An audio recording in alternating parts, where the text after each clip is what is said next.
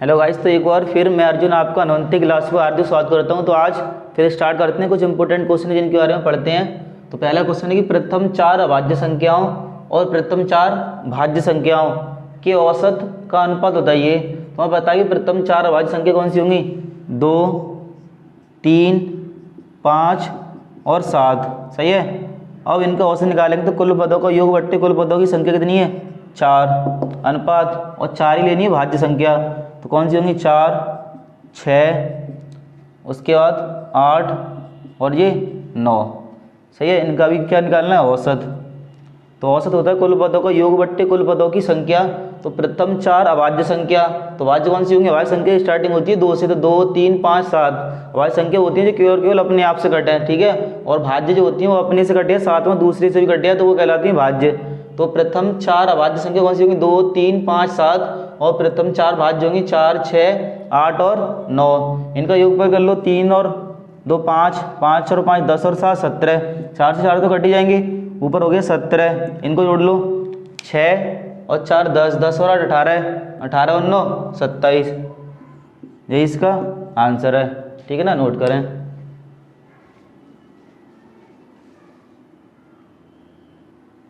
तो देखते हैं अगला क्वेश्चन है। समान लंबाई वाली दो रेलगाड़ियां समांतर पटरियों पर एक ही दिशा में 44 किलोमीटर प्रति घंटे और 32 किलोमीटर प्रति घंटे की चाल से चल रही हैं। तेज गति से चलने वाली रेलगाड़ी दूसरी रेलगाड़ी को 72 सेकंड में पार करती है। तो दोनों रेलगाड़ियों की लंबाई का योगफल बताइए। सही ना। तो सबसे पहले देख लें कि दिशा कौन सी? एक ही दिशा में, एक ही दिशा में। एक ही दिशा बोले समान दिशा बोले एक ही बात है। तो पहली स्पीड कितनी है? S1 बराबर दे रखा है 44 किलोमीटर प्रति घंटे और S2 दे रखी है कितनी? 32 किलोमीटर प्रति घंटे। तो यहाँ से सापेक्ष चाल क्या होगी? सापेक्ष चाल। तो एक ही दिशा में जाएंगे तो चाल घटेंगे, विपरीत में जाएंगे तो चाल क्या होगी? जुड़ जाएंगी। तो समान दिशा है तो चाल घटेंगी। तो 44 में से 32 घटा दो। ठीक है। कितना बचा? 2 और 1, यानी इनकी सापेक्ष चाल आ गई 12 किलोमीटर प्रति घंटे। अब आगे देखते समय कितना लग रहा है? 72 सेकंड। तो t बराबर दे रखा है कितना? 72 सेकंड। सही है ना। तो दोनों रेलगाड़ियों की लंबाई का योगफल पूछा है। तो पहली रेलगाड़ी की लंबाई मान लो L1 बराबर x और L2 बराबर x। इन दोनों हमने x मीटर मान लिया, क्योंकि ऑप्शन में क्वेश्चन लिख के दे रहा है कि ये मीटर मत आना आंसर।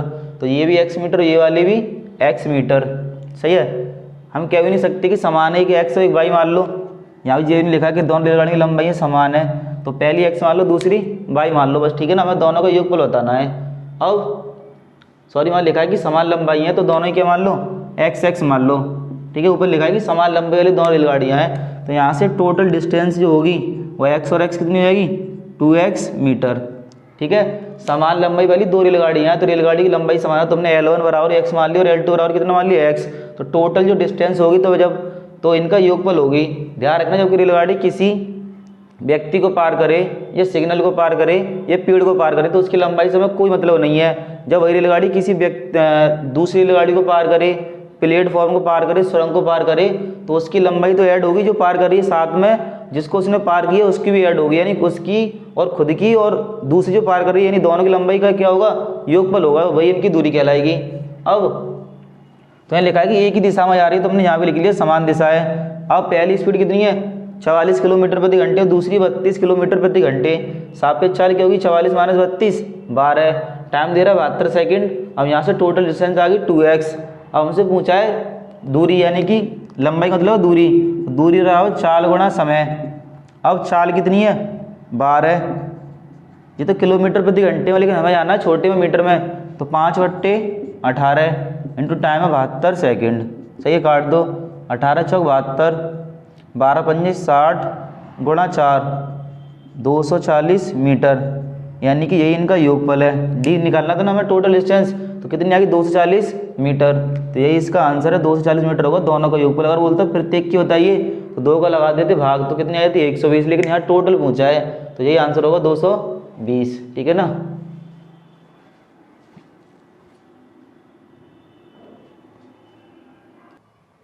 तो देखते हैं अगला क्वेश्चन है कि एक सप्ताह में चाय के थैले के मूल्य मतलब रुपए या कीमत 350, 280, 340, 270, 360 और 310 रुपये और 300 रुपये थे, तो इनका परास क्या होगा? सही है, परास होता है सबसे बड़ी और सबसे छोटी संख्या का अंतर।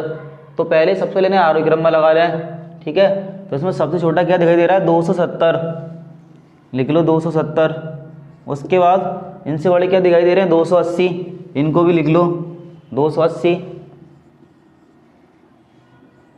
फिर उसके बाद 310, पहले 300 आएंगे, उसके बाद 310 आगे, इससे बड़ा कौन है? 340,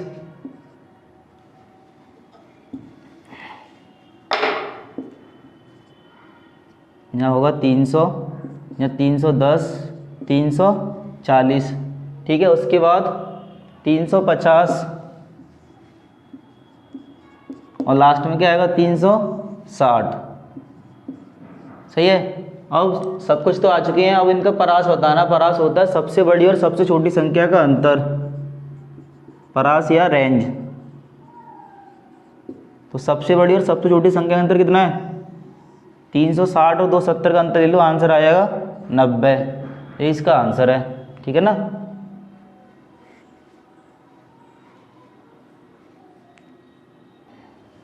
अगला क्वेश्चन देखें। ए और बी की आय का अनुपात 1:2 है और उनके व्यय का अनुपात 2:3 है। यदि बी के व्यय का 80% ए की आय के बराबर है तो बी और ए की बचतों का अनुपात होता है ये, ठीक है। तो ए और बी की आय का अनुपात कितना है? दो व्यक्ति हैं, एक ए और एक बी, इनकी आय का अनुपात दे रखा है 1:2, ठीक है। और इनके खर्च का अनुपात कितना है? 2:3, सही। ये तो इनकी आय 1:2 के अनुपात में और इनका खर्च दे रखा है 2:3 के अनुपात में। अब आगे लिखा है कि बी के व्यय का 80%, तो रेशियो में लिखे हैं तो यहाँ लगा दें x और यहाँ लगा दो y और y। अब आगे बोल रहा है कि बी के व्यय का, तो बी का व्यय कितना है? 3y और इसका 80%, तो 80 की फ्रैक्शन होगी 4/5, ठीक है ना। 80 की फ्रैक्शन निकालना तो 80/100 लिख दो, 20 चौक 80 और 20 पंजे 100, यानी कितनी आएगी? 4/5। बी के व्यय का 80% ए की आय के बराबर है, तो ए की आय कितनी है? केवल x है, यहाँ लिख दो x। अब यहाँ से निकाल लो x/y, तो x y को इधर ले आओ, सही है। तो ऊपर कितना आ जाएगा? 3 चौक 12 और नीचे 5 के 5 रहने दो, सही है। तो यहाँ लिखा था 80%, 80 की फ्रैक्शन 4/5, तो x y को भी इधर ही ले आए। अब इन्हें अपनी जगह रहने दो, इन समय कोई मतलब नहीं है, तो 4 × 12 और 5 के 5 अपनी जगह रहने दो। तो x और y की वैल्यू कितनी आ गई? 12 और 5, पुट कर दो यहाँ लगाएंगे तो 12 एकम 12 और 12 दूनी 24, y की वैल्यू कितनी है? 5, लगा दो 5 दूनी 10 और 5 तिया 15, ठीक है। x का मान यहाँ पुट कर दो, y की वैल्यू कितनी है? 5, तो 5 तिया 15, 5 दूनी 10 और x बराबर तो 12, तो 12 दूनी 24 और 12 एकम 12। अब लिखा है कि b और a की बचतों का अनुपात बताइए। ये भी देखना है कि लास्ट में लिखा कैसे, a भी लिखा है b a लिखा है, तो पहले आ रहा है b, तो b और a की बचत बतानी है, तो लिख दो यहाँ पर b और एक तरफ a, क्या बतानी है? इनकी बचत। अब b जो 24 रुपये कमा रहा है और 15 रुपये खर्च कर रहा है, तो कितने बचा रहा होगा? 9। आगे बात करें a की, ये 10 रुपये कमा रहा है, 12 रुपये कमा रहा है, 10 रुपये खर्च कर रहा है, ठीक है जी। लिखिए आय मतलब इनकम कमा रहा है, 12 कमा रहा है और 10 रुपये क्या कर रहा है? खर्च कर रहा है, तो बचा कितना होगा? 2, यही इसका आंसर है।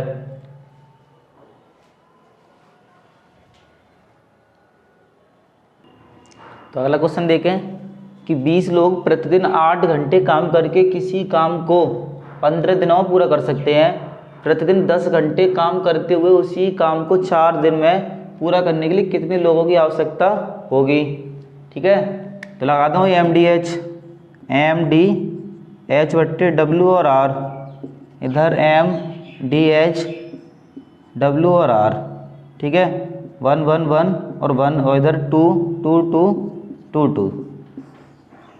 अब 20 लोग, यानी M क्या है? आदमी है और D आदमी है मजदूर, D का मतलब दिन, H का मतलब घंटे, W काम और R का मतलब क्या है? रुपये या मजदूरी, सही है। तो जो मिले वो देख ले और जो नहीं उसे छोड़ दें। तो 20 लोग, तो आदमी कितने हैं? 20, 8 घंटे काम करके किसी काम को 15 दिनों पूरा कर सकते हैं। तो प्रतिदिन 10 घंटे काम करते हुए, अब यही काम कराना है किन से, प्रतिदिन 10 घंटे काम करते हुए 4 दिन में पूरा काम करने के लिए कितने मजदूरों की आवश्यकता होगी, तो हमने लगा दिया x मजदूर। सही है। तो पहले 20 लोग थे, वो 8 घंटे काम कर रहे थे, 8 घंटे काम करके किसी काम को 15 दिन में पूरा कर सकते हैं। इसका मतलब है कि एक दिन में केवल 8 घंटे काम करते थे तो 20 मजदूर उस काम को पूरा कर देते थे। अब वही काम हमें 10 घंटे काम करना है एक दिन में, तो 4 दिन में पूरा करना है, तो कितने मजदूर लगाने पड़ेंगे, तो सीधे 0 से 0 काट दो, 4 से काट दो 2 और, तो 2 दूनी 4 और 4 गुणा 15, 15 चौक 60, यानी कि 60 लोग चाहिए हमें। ठीक है ना, ये इसका आंसर है।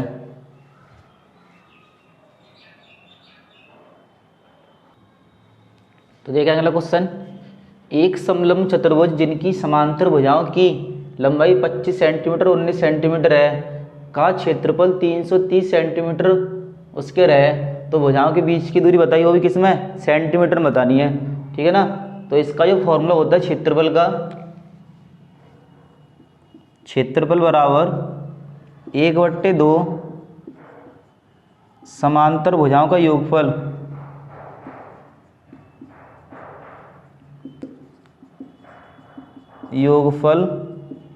और इनके बीच की दूरी,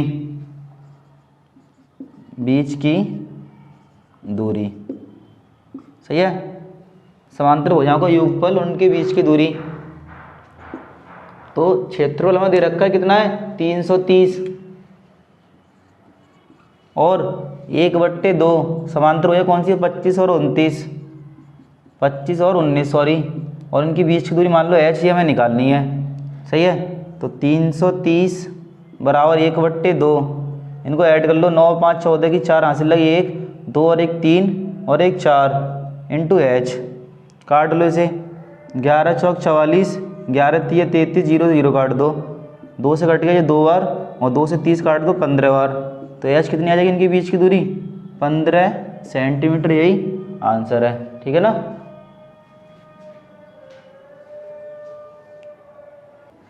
तो देखने अगला क्वेश्चन है कि 3 संख्याओं का औसत 45 है, जिनमें पहली संख्या जो है वो दूसरी संख्या से 3 गुनी है और दूसरी संख्या तीसरी संख्या से 2 गुनी है, तो पहली और दूसरी संख्या के बीच अंतर ज्ञात कीजिए। ठीक है ना, तो क्वेश्चन बोल रहा है कि 3 संख्या का औसत 45 है, तो पहले संख्या कौन सी पहले इन्हें निकाल लो, तो पहली और दूसरी और ये तीसरी। सही है, पहली संख्या दूसरी संख्या से 3 गुनी है, पहली जो दूसरी से कितनी है, 3 गुनी, और दूसरी संख्या जो तीसरी संख्या से 2 गुनी है। सही है, यानी पहली कब पता, जब पहली पता कब होगी, जब दूसरी पता होगी, दूसरी कब पता होगी, जब तीसरी पता होगी, यानी ये इसके भरोसे और ये इसके भरोसे। तो पहले इसे मान लो, इसको हमने मान लिया, अगर ये x है तो इसकी 2 गुनी तो कितनी होगी 2x, और ये इसकी 3 गुनी तो कितनी होगी 6x। सही है, अब क्वेश्चन बोल रहा है कि इन सभी संख्याओं को औसत दे रखा है 45, तो औसत क्या होता है, कुल पदों का योग बट्टे कुल पदों की संख्या, तो कुल पदों का योग 6 और 2 8 और 1 9x बट्टे कुल पदों की संख्या कितनी है 1 2 3 बराबर होता है औसत, कितना दे रखा है जो कि बराबर में 45, 9 से काट दो 5 बार, तो x बराबर आ गया 5 तिया 15। ठीक है, औसत तो पता ही होगा, कुल पदों का योग बट्टे कुल पदों की संख्या, कुल पदों का योग हमने किया तो 9 आ गया, कुल पदों की संख्या कितनी है 3, तो बट्टे में 3 बराबर होता है औसत, जो कि दे रखा है कितना 45, 9 से काट दो 5 और 5 दिए 15 आ गया। अब क्वेश्चन बोल रहा है कि पहली और दूसरी संख्या के बीच अंतर होता है ये, तो पहली और दूसरी में कितने का अंतर है 4 का, तो 4x की निकाल दो, तो 15 गुणा 4 बराबर 60, यही आंसर है। ठीक है, ये मत दोनों निकालो, पहले 6 की निकालो फिर 2 की निकालो, फिर उनका अंतर लो, अंतर तो पूछ रहा है, तो 6 और 4 में अंतर कितने का 4x का, तो 1x और 15 के, तो 4x और कितना होगा 15 गुणा 4 यानी कि 60 आंसर होगा, यही इसका आंसर है। तो देखते हैं अगला क्वेश्चन है कि वह छोटी से छोटी संख्या ज्ञात करें जिसे 5, 6 और 8 से विभाजित करने पर प्रत्येक स्थिति में 3 शेषफल प्राप्त हो। ठीक है, तो जब भी प्रश्न में लिखा हो कि छोटी से छोटी संख्या होता है तो समझ लो इसका हमेशा क्या निकालना है, लासा निकालना है, और बड़ी से बड़ी बोले तो मासा निकालते हैं। तो यहाँ लिखा है कि छोटी से छोटी संख्या होता है ये, तो पहले इनका लासा निकाल लो, 5, 6 और 8 काट लो 2 से, 5 कटेगा नहीं, इसको ऐसे लिख दें 2 तिया 6 और 2 चौक 8। अब हमें पता है कि 5 5 के पाड़े से कटेगा 3, 3 के पहाड़े से कटेगा और 4 4 के पहाड़े से कटेगा, यानी प्रत्येक संख्या जो लिखी है वो सब अपने खुद के पहाड़े से कटेगी। तो अब आगे मत काटो, सीधे सीधे इनका गुणा कर लो। 2 पंजे 10, 10 तिये 30 और 30 चौक 120, यानी इनका लास्ट आ गया कितना 120। अब क्वेश्चन बोला है कि प्रत्येक स्थिति में 3 शेषफल और बचे, यानी कि वह संख्या कौन सी होगी 120 प्लस 3 यानी 123 आंसर होगा इसका। यानी सबसे छोटी संख्या 123 ही होगी, जो 5 से भाग दें, 6 से भाग दें और 8 से भाग दें, तो शेषफल कितना छोड़ेगी 3 ही छोड़ेगी हमेशा, ठीक है ना। ये इसका आंसर है।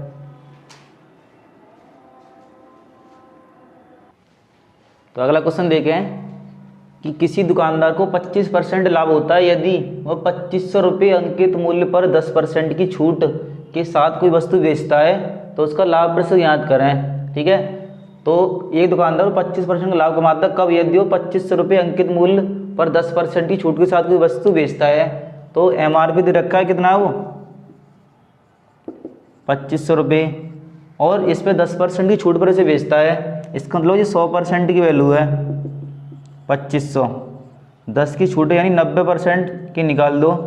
तो 2500 गुणा 90/100, 2 जीरो से 2 जीरो काट दो 0, और 25 नम्मा 225, यानी इतनी की बेचता है वो, फिर भी उसे क्या होता है 25% का लाभ होता है। इसका मतलब ये 125% की वैल्यू है कितनी 2250। तो यहाँ से CP निकाल दो, लाए कितनी की था खरीद के, तो 2250 गुणा 100/125 काट दो, 25 पंजे 125 और 25 से काट दो 25 निम्मा 225, सही है।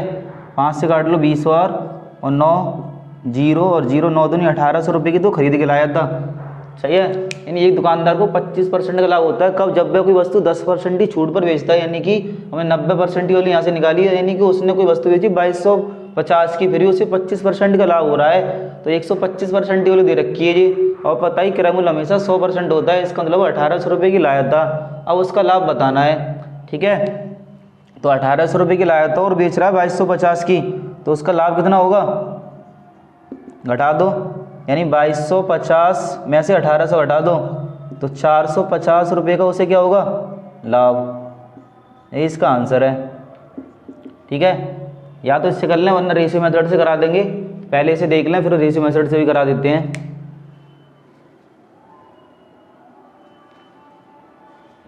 तो अब रेशियो से भी देख लो।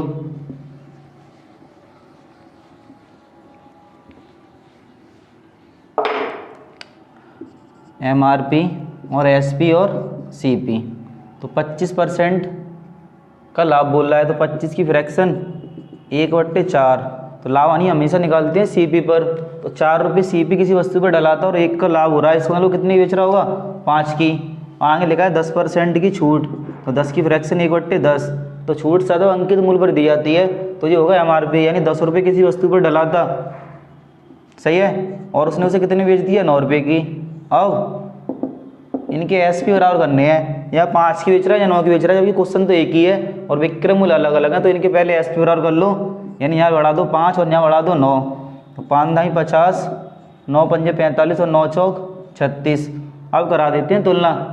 अब 2500 रुपये दे रखा है वो MRP है, जबकि MRP क्वेश्चन में कितना दे रखा है 50, तो 50 रेशियो बराबर 2500, 0 से 0 काट दो, 5 से काट दो 5 25, तो 1 रेशियो बराबर आ गया 50। पूछा है कि लाभ बताइए, 36 की लाया था और 45 की बेच दी उसने, कितने का लाभ हो गया 9 का, तो 9 रेशियो की निकाल दो, 50 गुणा 9, 9 पंजे 45, यानी 450 रुपये, यही इसका आंसर है, ठीक है। जो अच्छा लगे वो देख लें, रेशियो मेथड देख लें, और उससे चाहो तो उससे कर लेना। तो लास्ट क्वेश्चन है कि एक हवाई जहाज एक निश्चित दूरी 280 किलोमीटर प्रति घंटे की चाल से 4 सही 3/4 घंटे में पूरी करता है, उसी दूरी को 7 घंटे में पूरा करने के लिए उसकी चाल किलोमीटर प्रति घंटे में कितनी होगी। तो पहले लिखा है कि उसी दूरी को, यानी पहले हमें दूरी निकालनी पड़ेगी, दूरी है कितनी, तो हमें बताया कि दूरी बराबर होता है चाल गुणा समय। तो एक हवाई जहाज एक निश्चित दूरी 280 किलोमीटर प्रति घंटे की चाल से, तो चाल कितनी रखी है 280, सही है, 280 और टाइम कितना है 4 सही 3/4, तो 4 चौक 16, 16 और 3 19/4, 4 से काट दो, 4 सत्ते 28, 0 को 0 और 19 सत्ते 133, यानी कि 1330 किलोमीटर की दूरी है। सही, आप क्वेश्चन बोल रहा है कि उसी दूरी को 7 घंटे में तय करने के लिए उसकी चाल क्या होगी, यानी दूरी तो वही है 1330 किलोमीटर, टाइम कितना लेना है उसे 7 घंटे।